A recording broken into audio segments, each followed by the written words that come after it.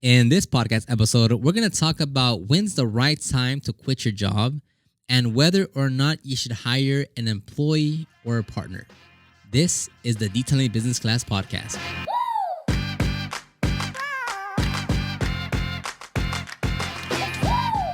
And before we get started with this episode, I want to give a shout out to our sponsor, Jobber. Now, we've been using Jobber in our detailing business for the past 3+ years. Our primary focus with this app is to keep track of our customers' information, like their vehicle info, their first name, last name, email address, and physical address, and to schedule all our jobs. Now, when I first started my detailing business, I could easily manage that inside something free like Google Calendar or Google Sheets even. But as you get more customers, as you get more jobs, as you have more things to manage, it makes life much easier to have a more robust app that keeps track of everything. So for us, a huge part of running our detailing business is using Jobber to schedule everything. So whether we're out in the field and I'm on my mobile phone or I'm back in the office on my laptop, I can easily access Jobber to look at all our information to see what we have going on for the day, for the week, or for the month.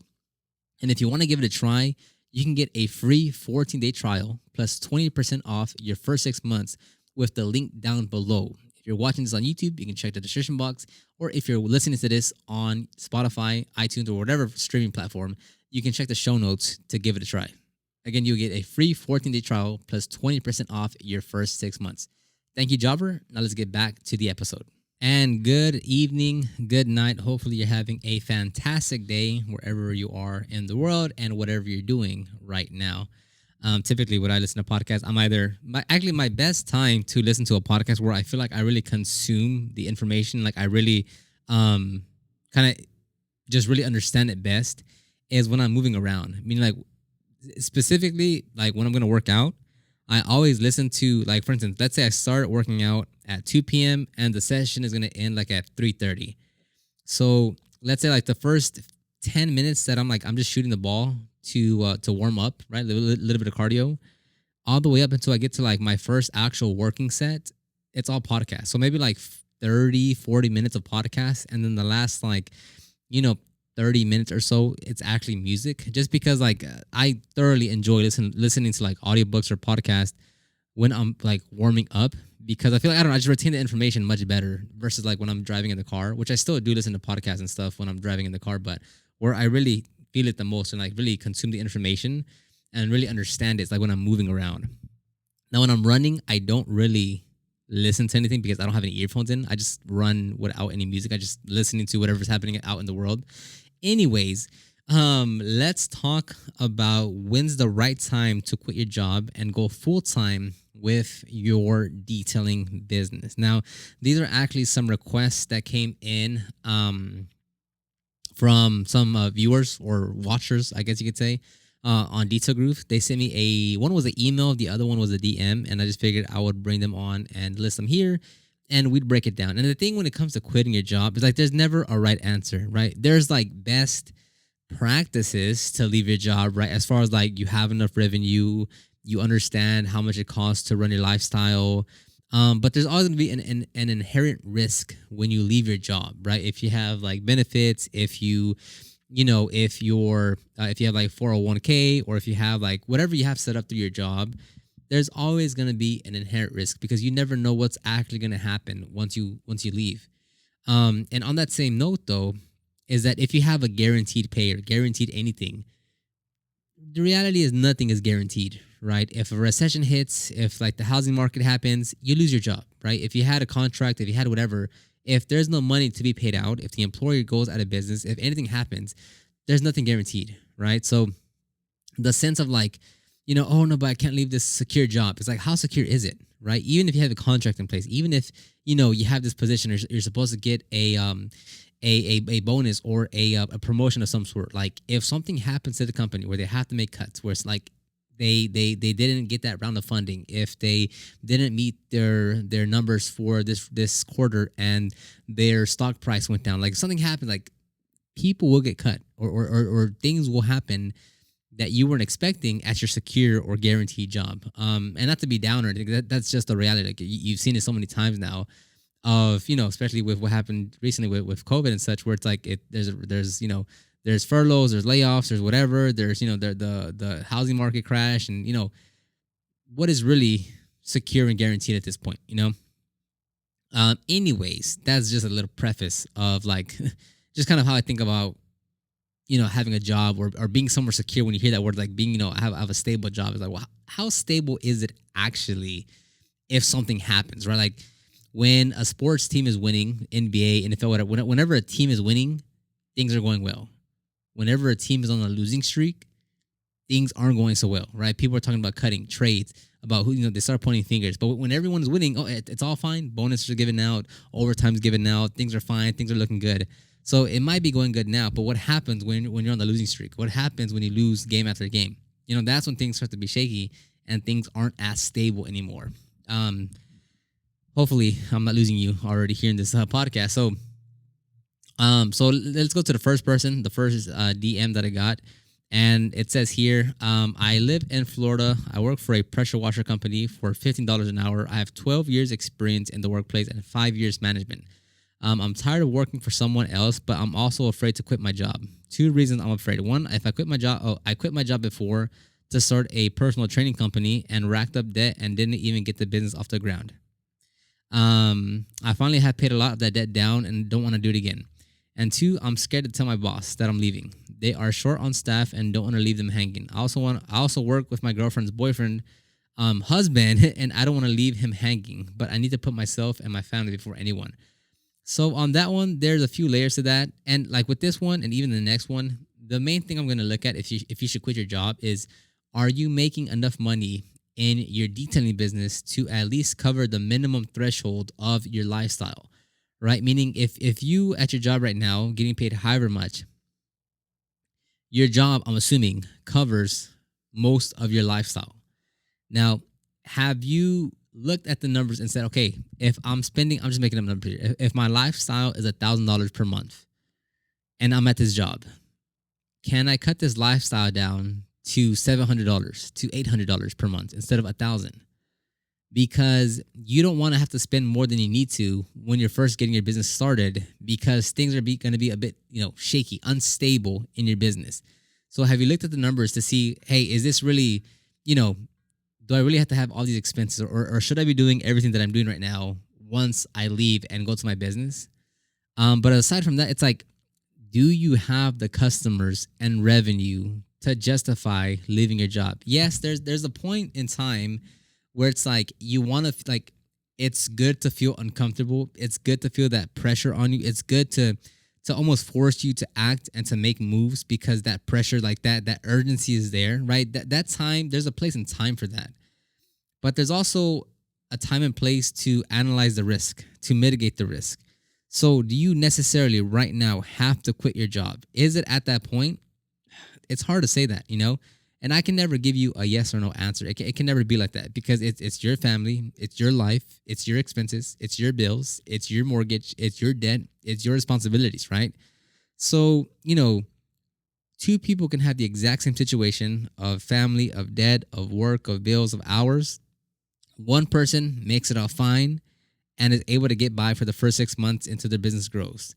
The other scenario, they keep on getting in debt. Nothing happens. They look for a job. They get more in debt. So like, there's a lot of factors that go into like, hey, so is it the right time? It's like, I really can't tell you yes or no, because it's such an individual thing of what you can do and what you can handle and how you set yourself up in order to make that decision. So when it comes to your job, right, it's like, you really have to look and say like, first of all, if your business isn't making any money, like if you don't have customers, there's no point you should quit your job. Right? Yes, there's going to be a few people that are able to quit and, hey, I quit my job and I didn't really think about it and I just went after it, and now we're making, now I'm making $6,000 a month or $7,000 a month. But the reason why I don't go with that notion is because, again, there are so many negative effects that could happen if you try to play that card and it doesn't turn out well, that can lead you to worse and worse things. So yes, some they'll just they'll jump off and they'll figure it out as they go along, and some of them will make it, some of them will thrive. But a lot of people that try to go with that method, just end up struggling because I've seen it time and time again. The second part this gentleman said is, I'm scared to tell my boss and I don't want to leave them short staffed. On that one, again, if you want to quit your job, you can always give like a month's notice, a 2 months notice, right? But on top of that, again, like when you're in business and it's time for you to hire someone, for instance, with us, if whenever we hire someone, I always say, hey, look, I know you're not going to stay here for 10 years. However long you do stay, I hope, I'll do everything that I can to make it, to make this like a great job and to give you all the resources and to try to help you, I hope this is like a milestone or a stepping stone to something better after. And I know no one's going to stay here for 6 years, 10 years. And I know that going forward. And I know if another opportunity comes up for this individual, I encourage them to take that other opportunity because I'm only so much in their life, right? Like they have to look out for themselves. They have to go for that better opportunity. So as much as it's gonna suck, as much as I would like them to stay, and I'll do what I can to make them like to kind of encourage them to stay based on whatever details, pay, drive, hours, whatever. But it's like, hey, people are gonna leave you, right? People are gonna leave to go and find a better opportunity for themselves to improve their life. So it's like, it's kind of just the system of like, yes, I see the loyalty that you have toward your place of business to those individuals. But look, you got to look out for yourself. You got to be, you have to look out for what you want to do and for what's best for you in your business, in your life, in your goals, in your family, in your everything, right? So there's a very fine line that you have to balance between, being like overconfident and like, oh no, it's gonna work out, trust me. Because one can be confidence, but then two, it can also be naive towards the reality of like what's gonna happen. Because 99% of people that quit their job that want to go full force to start their business, a lot of them like, no, like I'm gonna commit, like it's gonna work. I'm gonna go all in, like I'm gonna work night and day. It's gonna work out. Most of them still don't work out. That's just the reality of what happens, right? Some will. Don't get me wrong. Some will make it happen due to their connections, their relationships, their resources that they have. Some will work out, but most people that have that same mindset, no, I'm gonna hustle, I'm gonna work, I'm gonna do anything, I'm not gonna fail. They still fail. Right. And it's, again, I'm not being a Debbie Downer here. I'm just telling you the reality because I've seen it time and time and time again. And then what happens is that you start looking for a job. You need money. You start making these short-term decisions and things just start to go kind of spiral down for you. So one, make sure you like, if you don't have customers right now, if you're not making money, I wouldn't even think about leaving your job. Because you're just, it's kind of just wishful thinking. Like you're in the hopeful phase. Like, oh man, I hope when I leave my job, like I get customers. Oh, like no, unless you're actually making money around like 3,000 or more per month, I wouldn't even think about leaving your job. Again, like yes, you could be on the whole hustle, like hustle mindset, like get after it. But again, and it comes down to your kind of your situation, right? Do you have kids? Do you have a mortgage? Do you have a loan on your car? Do you have, student loans? Do you have, a kid you're looking after, a family, a wife? Do you have, all these things play into like, hey, like, is it a right decision for me to leave my job? It's like, well, what are your responsibilities? What are your duties? What are your expenses? What's your, what do you have planned over the next 6-12 months? Do you have, a savings account? Do you have enough money to keep you, running for the next 6 months if you don't see a dime of revenue in your detailing business? Like these are actual questions you have to ask yourself. It's not just saying, oh no, I'm gonna just give it my all. And again, if you're 18 years old, living at your parents, no car, no mortgage, no rent, no real bills, you can do that. If you're 33, 29, 45 with a mortgage or with kids or with a spouse, wife, husband, whatever, that's a different set of answers and a different set of things you have to go through to see if it's going to be worth it for you. So it's never going to be a one size fits all when it comes to quitting your job. And even if you are making money in your business, even if you have these things going on, it's still going to be tough. You still don't know what you don't know. And once you actually quit your job and you're going and you're doing things and you're like, whoa, so I need to pay for that? Wait, what's this? Wait, it's going to cost this much? Wait, I thought I was going to have this much more money. And then you're like, whoa, wait, it's this expensive? It's this much? And it's like, whoa, like you start to realize, man, it actually costs a lot more than what I expected to keep this up and running if I'm doing this full time. And again, it's not me being negative or saying anything bad about it. It's like that's just the reality of what happens. Okay, so now let's go to the second person here. So here they're giving me so here they're saying my business is part-time due to the fact that I have a government job and kids, and with the benefits and pension retirement, I cannot bring myself to leave my job as a water treatment plant operator. So here his questions are: however, my business is getting to the point where I need to bring on a partner employee that can run the van while I'm at my day job and help me grow the business. So question number one is, what is a valid pay structure for a partner employee? As I have found my potential candidate and he is working as a detailer with his startup, but we want to combine forces to build the business. He does have his own customers, but we would be doing both his customers as well as customers that I have established myself. So with this one, it's so tricky to say. Like 9 out of 10 times, I'm gonna say you don't need a partner. You need an employee. But in order to get an employee, there are so many steps you have to first have in place to make sure you are maximizing the potential of that employee and you're actually moving in the right direction. I mean, you need to have your, like, for us to hire an employee, right? Like to really get them off the ground running, like you need to have a full understanding of what systems you run in your business so you can pass that down to the next person. Nothing should be like guesswork. Nothing should be like, just figure it out. Like everything should have, like you should have your systems in place, right? Like how do you detail an interior? What do you start with? What machines do you use? What's the process? What happens if this? What happens if that? With the exterior, right? Do you start with the wheels? Which one? Like what are the tools? Like you have to have your process down first. That way you can, clearly articulate and explain that process to that person so they understand what they're going to be doing, right? So it's a pretty big question to say, hey, should I hire this person as an employee or a partner? First of all, like if you're already asking that question, if this person should be an employee or a partner, I can guarantee you they should be an employee. One, you probably you really have to look at what you're hiring this person for. Don't just say, oh, I'm so busy, man. Like I need someone to help me.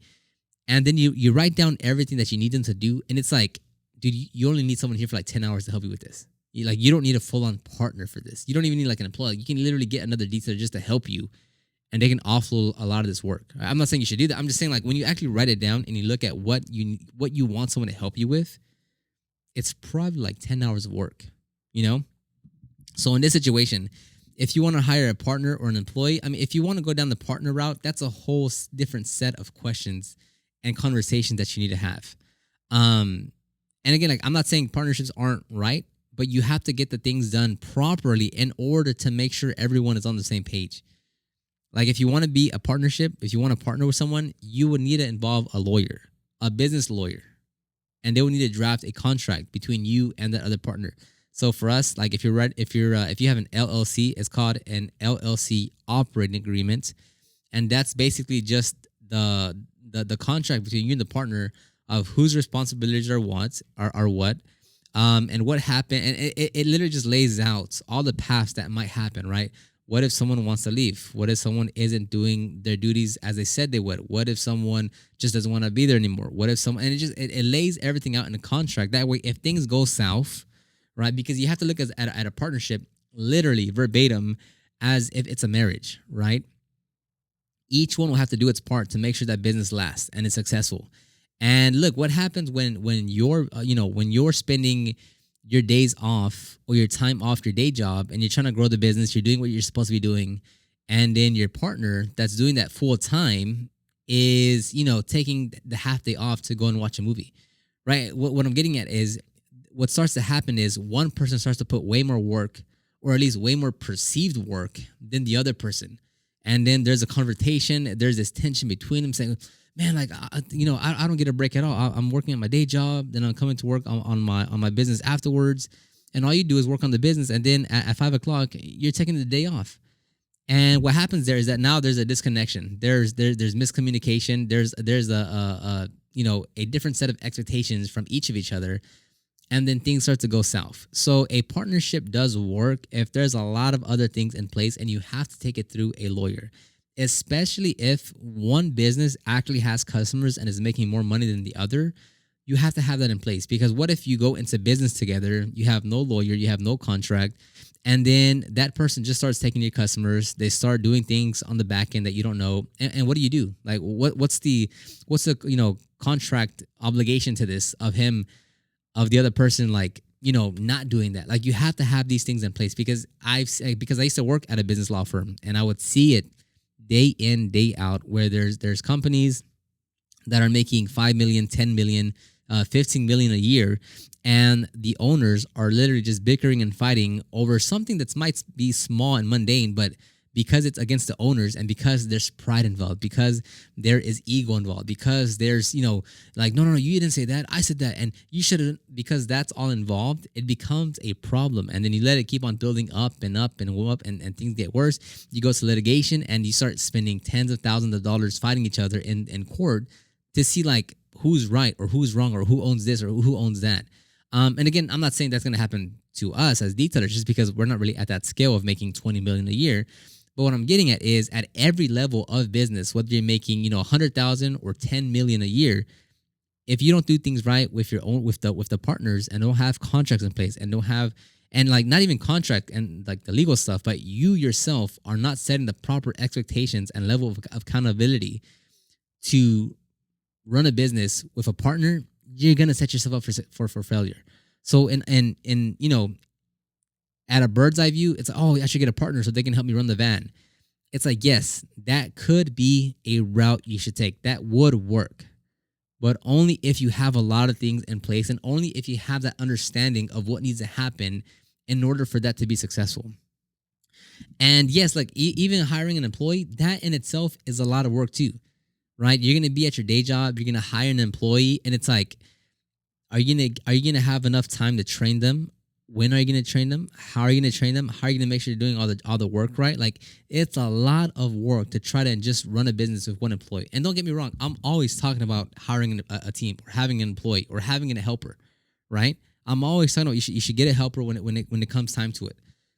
But don't get me wrong of saying, like, even just getting one employee, one helper, especially if you can't be there all the time because you're still at your day job, it's very difficult to maintain quality, to make sure they're doing everything right, to make sure they're getting the proper training, to make sure, they're getting all the training and resources that they need to fulfill their job.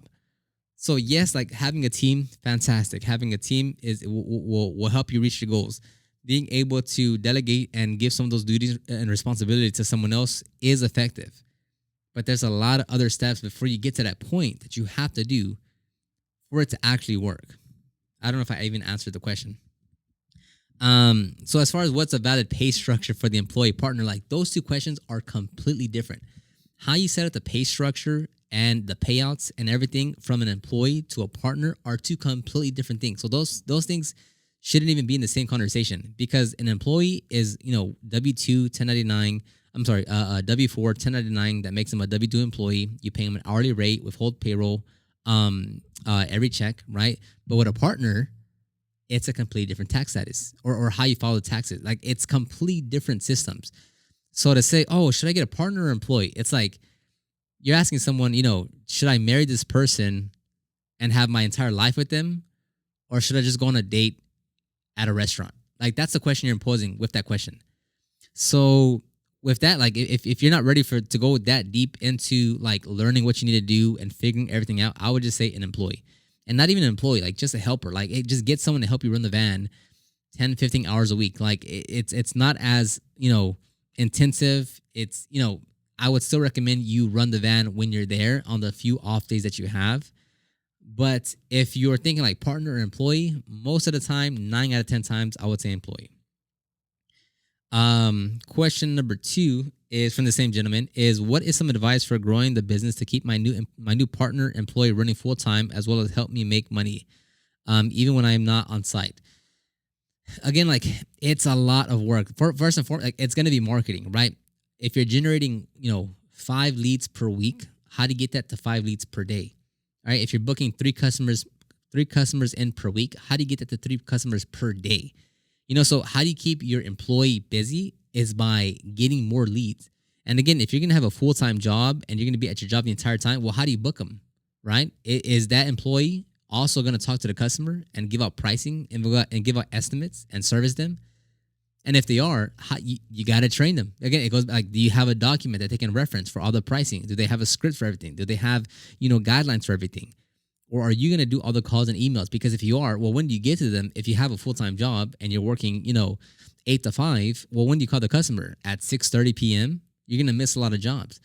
And I'm not being a Debbie Downer here saying, so he's so negative. It's like, no, this is what I went through. This is what we went through. This is the steps that you take to understand and learn what's happening and how to grow a business. Like, these are the obstacles you have to overcome. Some it's going to be easier to do it, right? Based on the finances, on the lifestyle, on where you are, how old are you, what do you have. To others, it's going to be a lot more difficult. So when it comes to how do I keep the partner employee busy, it's like the same way you would if it was just you. Marketing. You generate more leads. You book more customers. You service them. Like, that is at the most basic level, like how you stay busy. You do your marketing to generate leads, and you convert some of those leads as paying customers, and you book them into your schedule, and you go service them. And this is the last one that I'll actually talk about. What are your thoughts on contract jobs, such as the monthly routes to businesses where they know I will be there on a certain day each month and offer a quick detail and not so much a full-on detail? So this one, again, like, based on the questions, it already sounds like you're kind of setting yourself up for failure, because you have the mindset of like, okay, once I get this partner employee, I just want to keep them busy. Which, don't get me wrong, that's also a phase. You're trying to figure out what's what. So you're like, yeah, whatever work it is, yeah, just bring it on because it'll pay them. But the tricky part you want to stay away from is to make sure you're not just doing a bunch of things to get work just to stay busy without having a clear direction of where you're growing your business and where you want to take things. Again, it goes back to like, you, before you hire an employee, a partner, it's like, do you have a clear vision on what you want to do over the next 6 months, 3 years, 5 years, right? Do you have your goals clearly written out that you can share with someone and say, hey, this is where I want to get to. This is how you can help. Do you have that written down?